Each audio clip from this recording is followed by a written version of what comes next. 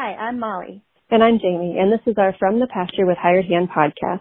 As the owners of Hired Hand website software, we've been developing websites and creating internet marketing strategies for livestock breeders for the past 10 years. The majority of our customers are involved in the breeding of registered animals, such as Texas Longhorn, Highland cattle, horses, and white-tailed deer, where the pedigrees are very important. The From the Pasture with Hired Hand podcast examines many of the differences in raising pedigreed livestock for maximum profit. Join us and learn what we're covering today.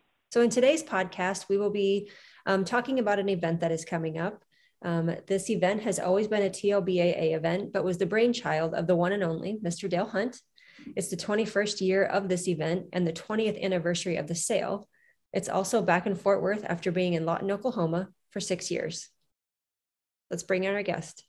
Hi, Phil. Thanks for joining us today. Good morning, Jamie. Thanks for having me. How are you today? It's cold, but I'm okay.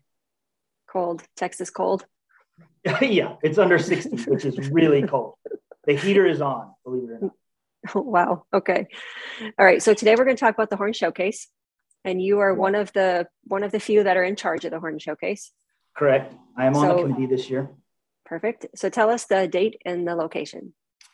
This year, the Horn Showcase takes place in Fort Worth, Texas, at the Will Rogers Memorial Complex, November 11th through the 14th. Okay. The events itself are the 12th and 13th. Cattle arrive on the 11th and leave on Sunday the 14th. Okay. And do you want to talk about where, for those people that haven't been to Will Rogers, do you want to talk about where they can unload the cattle and what buildings all the cattle will be in? Well, at Will Rogers, it's just west of downtown. You exit either University or Montgomery. I would recommend with a cattle trailer going to Montgomery and going north up to Dickey's.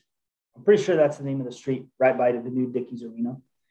The University curve is pretty sharp and might not be fun with a cattle trailer at more than 10 miles an hour. We'll be in the Richardson Bass building. There is a pavilion that is mostly used for horse warm-ups and or horse stalls for some of the events at Will Rogers. And they're cleaning it out and scraping the dirt, and that's where a majority of the animals will be housed. And then our bull alley and sale animals will be actually inside the Richardson building. It's a short ramp down to the sale. And that's the same building that they always have the Eddie Wood sale in? Correct. It's the same building. The sale pen normally for the Eddie Woods is south of the arena or south of the sale ring. And this year, where the pens will be set up is actually on the north side of the arena. We're not using the sale ring, the normal sale pens. There's another event taking place, and they're going to be using most of those pens. Okay, perfect. You want to talk about the schedule of events? I know you briefly mentioned it, but do you want to go into a little bit more detail? I do. So Friday, cattle arrive on Thursday. Mm-hmm. They can start at 9 o'clock in the morning and then through late evening. They're going to be outside of that 9 to 9 window. They can call me and we'll figure out some way to get the cattle unloaded. Friday morning at 7 a.m., the measurements begin. Breakfast will be at 7:30 for the folks that are going to sit and watch the measurements. There is a hired hand huddle that begins at 9 a.m. Then we break for lunch, probably 11:30-ish. The measurements will continue until they're done, which should be probably 5-ish. There is a seminar by Amanda Sears on reproductive success. She owns Paragon Cattle Services in Cisco, Texas, which is on I-20 west of Fort Worth. And then at 3 p.m., Josh Dinwiddie with Plain Dirt Farms will be hosting a seminar, or giving a seminar, I guess, on livestock nutrition and feed value forages. Then again on Friday, the measurements should finish at about 5 o'clock. 5:30, they'll put out the bull alley reception food. And then 6 to 6:30 is really the reception. And then at 6:30, we'll start bull out. We do have bar sponsors for the event this year. Lisa Baker of Flying L Longhorns and Seth Burns of Lockaloosa Burns Ranch are hosting an open bar. It's a full bar. Starts at 4 on Friday through 8. And then it's a cash bar for those people who want to grab something for the road between 8 and 9. Perfect. Friday sounds like a full day. It is. And Bull Alley is going to be pretty exciting this year. I'm really excited about it. We got some great genetics and a wide variety of genetics and actually some cool relations also. And then we'll be finished with Bull Alley whatever time we get finished. And then people are free to turn out into Fort Worth, whether they go to 7th Street or up to the Stockyards and University Avenue, just south of I-30. There's a bunch of restaurants and bars as well down near the TCU campus. So, and then Saturday morning, we'll begin the futurity with the bull classes at 9 a.m. Breakfast starts at 8:30 and is sponsored by Amanda Sears at Paragon Cattle Services. So thank you to her for that. And then the futurity will probably last till 12:30 or 1. We have about 35, 40 more entries. I take that back. 30 to 35 more entries than we did last year. So I'll probably add 45 minutes to an hour to the event. And then after that, we'll break for lunch. And then the sale should start at about 2:30. Another full day. It is. It'll be a busy weekend. It's an exciting weekend. We've crammed a lot of stuff into a little time. So yeah. So the TLBAA is the official host of the sale. Who are some of the other people on the committee? The committee is Lisa Baker, is the committee chair over satellites. Buster Butler is the committee chair over Bull Alley. Adam Clark is the committee chair over the vendors and seminars. And then Seth Burns and Jim Lehrbass are co-chairs of the sale. Nice. It's a good group of people. It is a good group. We've had a lot of fun this year. Good. And I know you've mentioned a couple of the sponsors. Are there other sponsors that you'd like to mention as well? There are so many. Okay. And I'm going to miss people, so I apologize. We have a lot of sponsors for Bull Alley this year. I think almost every bull that's entered, their owner not only has entered the bull, but also done a sponsorship. So people will be seeing ads regarding these AI certified bulls in the future for the AI herd sire edition. And then again in the summer when they go through the herd sire selection. Cold Copper Ranch. The Smiths are a big sponsor this year. Dale Metz with the Jeremiah partnership are sponsors this year. Chris Clark at Circle Double C Ranch is a sponsor again this year and has some really nice consignments in the sale. He's also sponsoring the Grand Champion bull and female for the futurity this year, which is pretty exciting. Richard Phillips at Bentwood Ranch is a sponsor again this year. Greg Smith at Triple Bar S Ranch is a sponsor again this year. Some other sponsors that we have are Mike Davis of Lucky Mountain Ranch in Llano. And then Kent and Sandy Harrell are sponsors again this year from Harrell Ranch. And not only did they sponsor, they have several consignments to the sale, and they have entered several of their bulls in Bull Alley. Several of their partnership bulls, which we'll get to that list later, I guess. Terry and Sherry Adcox is sponsored again this year. They have a nice consignment to the sale. Josh and Kit Dinwiddie at Plain Dirt Farms are sponsors this year. And he's doing the seminar that I talked about on Friday afternoon about livestock nutrition. And they also have their bull River Forks Raising Cane in Bull Alley for the first time with heifer sex semen. And then Amanda Sears not only is doing breakfast, but she's also doing the measles 2849 sponsorship. So thanks again to her. Kent Mays and Janet Harmon, at KDK Ranch have a really nice consignment and are sponsoring the event. Alex Dees is bringing a trailer load of cattle. And so she sponsored the event for the sale. And then Grant and Jane Miller at Double Deuce Longhorns are sponsoring. I'm working hard on the futurity sponsors this year, but some good responses so far this week. I talked about the bar sponsors, Seth and Lisa, who are both not only committed to being on the committee for 3 years, but also sponsoring an open full bar in Fort Worth for both Friday and Saturday night. And then the bronze sponsors, this year we have Dora Thompson and then Brian and Karen And I'm still working on getting a few more of those. Nice. And then we don't want to forget about Kathy Palladini with Double K. And then Ken Harding and Tammy Tyner with Rafter H. Right. Those are futurity sponsors. And like I said, I'm adding to those. So still making phone calls. Still be more. And then Bull Alley, we touched base on. Make sure we don't leave anybody out. Like I said, the Smiths at Cold Copper Ranch not only are sponsoring the event, but also Bull Alley with their bull Delta Lucky Ace. Mike and Katrina Lucas at Lucas Ranch, they're in sunny California, are bringing California Chrome LR. Michael and Elizabeth Fritz from Fritz Longhorns are bringing Happy 9.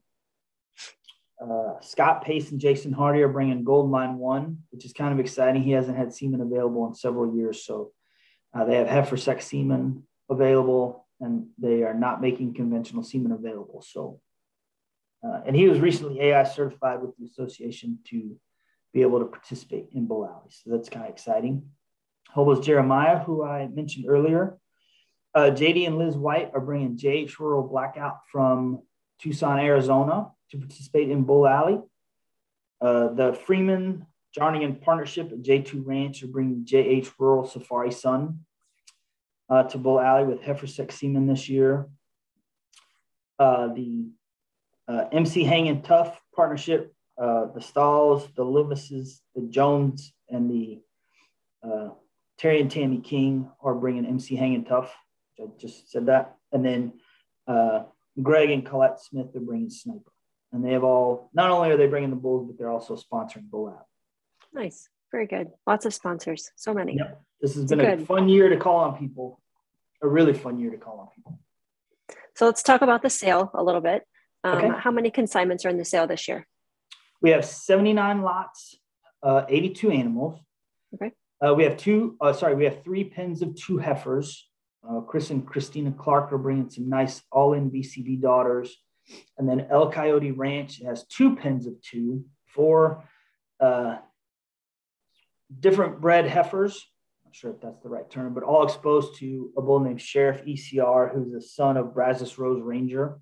So that'll be fun to watch them sell. And then the rest are single consignments. Nice. Do you have any other consignments you want to mention?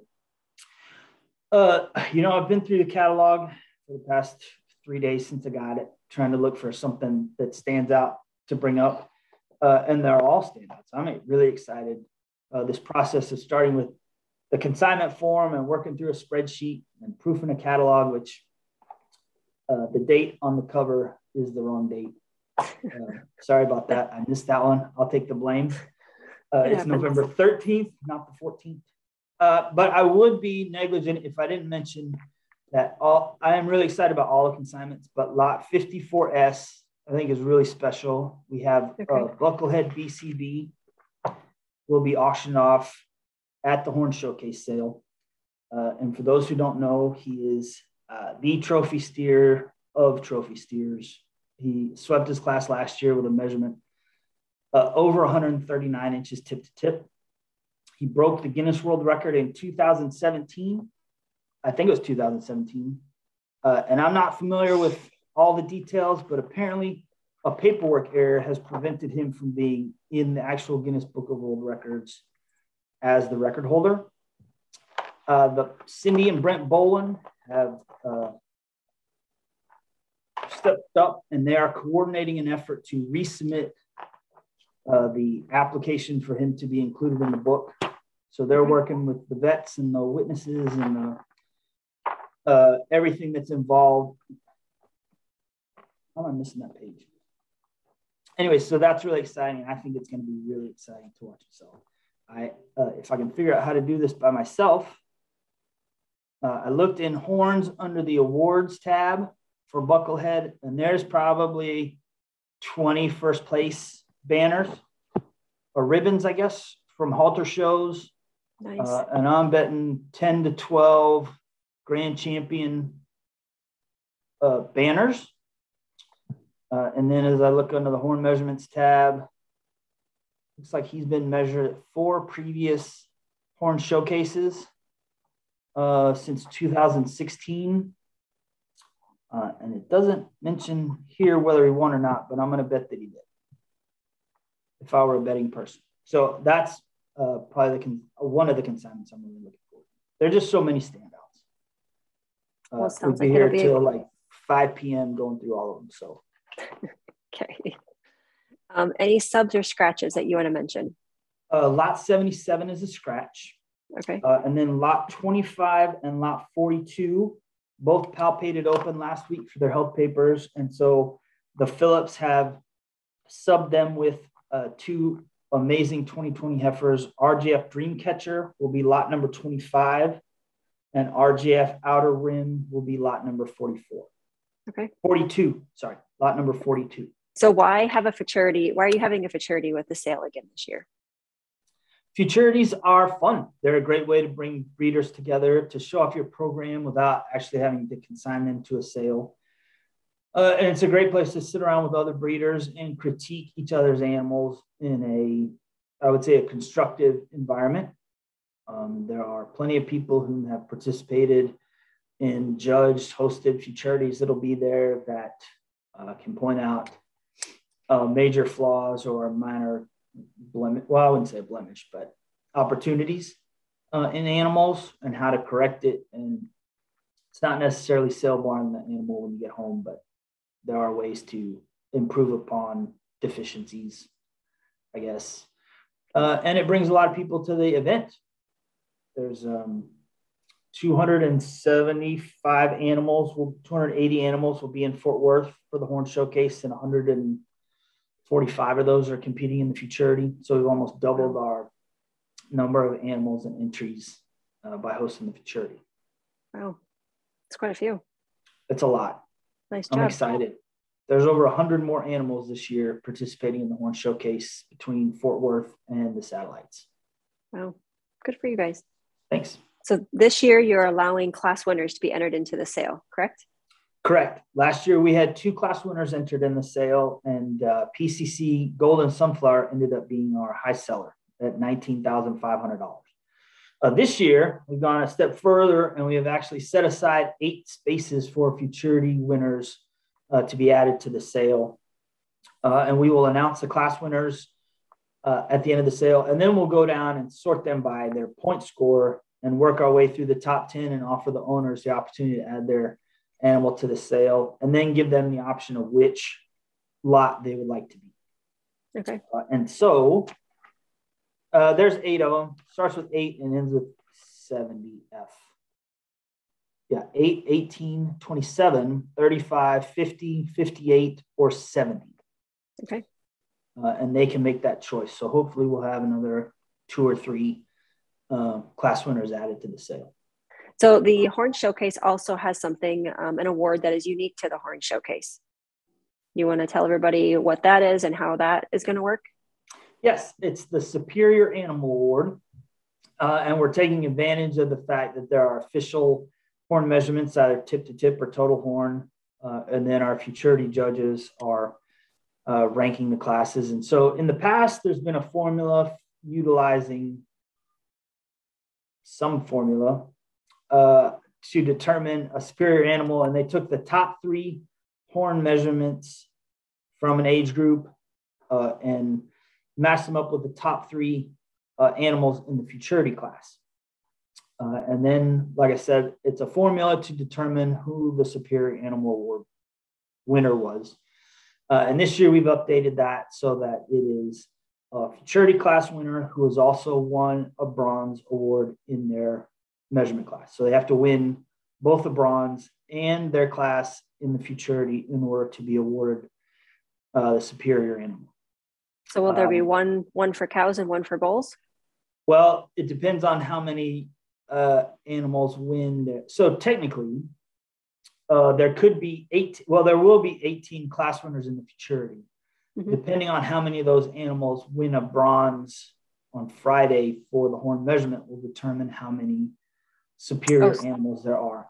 Okay, so there'll be multiple, yes, not just one for cows. Okay, got it. Correct. Sorry, I didn't explain that well. In years past, there have been 14 or 15 superior animal award winners. Mm-hmm. Of those, probably 5 or 6 have qualified based on our new criteria. 2 years ago, there was 15 superior animal awards, but only 3 animals won their futurity class and won a bronze for one of the measurements. So this new criteria will not only make it easier for everyone to figure out, but also will make the award, I think, much more prestigious for those who do win. Nice. Yep. Okay, so let's move over to Bull Alley. If nobody's been to the Horn Showcase before, the Bull Alley is quite the event at the Horn Showcase. Lights go down, spotlights come on, music goes up. Disco balls, crazy music, dancing girls. Yep. It's quite an event. It is a big Friday night in Fort Worth. Yep. And so is the DJ Adam Clark going to be? Adam will be there. Nice. And he is compiling the music selections for everyone. And we'll be checking out spotlight locations when he gets there on Thursday. Nice. Anything else you want to mention about Bull Alley? Starts on Friday. It does start on Friday at 6:30. We have 23 bulls entered this year. A wide variety of genetics. The October issue of the Trails magazine has a really cool promotional fold-out that people can look at the 18 bulls who made the print deadline. And then we've had a few bulls that were entered after that, which will be available on not only the TLBAA website, but Hired Hand has made an event for Bull Alley that shows all 23 bulls, starting with Del Charo and working our way through Delta Lucky Ace. And if anyone is interested in ordering beforehand, they are more than welcome to call me or send me an email. And we'll get that order turned in, and then the office will contact them about their method of payment. So they can go ahead and buy away. Was there any final remarks that you want to give about the event? Just that I'm really excited that people have responded so well to, this is a big move from not only from Lawton, Oklahoma to Fort Worth, but also moving from the beginning of October to the middle of November. And I know that's a hardship for a lot of people who are much colder than 55 degrees right now. I've seen several pictures of snowstorms and anyways. So I'm really excited. And like I said earlier, we have over 100 more animals entered this year between the satellites and attending Fort Worth. So I'm really excited. The response has been great. I will continue to call upon potential sponsors. And one of the neat things about the Horn Showcase in regards to the sponsorship is that there's a lot of great events that take place every year and a lot of sponsorship opportunities for those events. But the Horn Showcase is the only event where the benefit of sponsorship is advertising for those events throughout the rest of the year. So sponsor the Horn Showcase and you have advertising and marketing opportunities for the Legacy Sale or Red McCone Sale or the Texoma Spring Classic or the Strut Off Sale in the fall. So anyways, I think we're good. I'm looking forward to seeing everybody. I'm excited about this year's event. Really excited. Well, perfect. And we hope to see everybody in Fort Worth. Yep. We'll see y'all there. All right. Thanks for joining us, Phil. Thank you for having me again. Of course.